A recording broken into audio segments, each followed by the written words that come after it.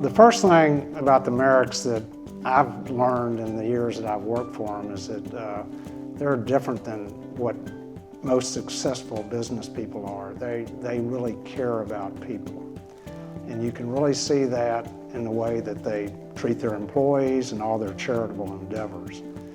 But the first generation grew up in pretty abject poverty during the Depression. So they knew what it was like to be poor. I think to a certain degree they knew what it was like to be homeless. And for that reason they always have cared about making sure they took care of other people. The stories that Johnny L moved to Houston and made 25 cents a week and would keep a nickel and send the rest home to Yoakum to his family. They know what people went through.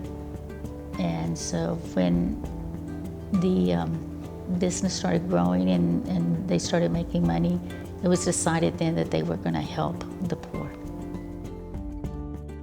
I have known the Marek family for many, many years. And I think it goes back to when I was an assistant priest at the Assumption Parish where they were members.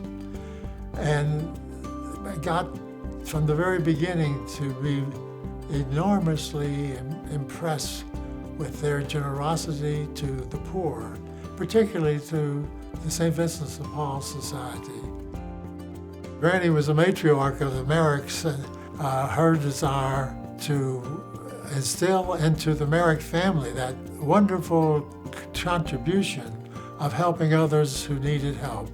And that goes back to the desire that Granny herself had in seeing that the poor of our area were properly served. She always told the three brothers, and I remember all three of them telling me this, that when you do well, make sure you take care of the people that helped you make it. And they've done that.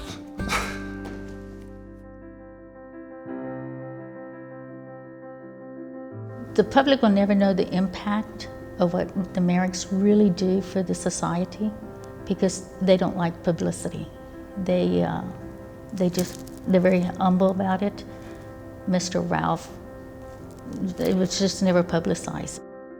They're an amazing group, the Marek family, in dealing with the money they have realized and the wealth they have had. They have never, ever just kept it to themselves. They have always thought of sharing. Sharing because that's what the Lord would ask. Sharing because it's the right thing to do with others. If you have the means, you should support others so that they can thrive as well.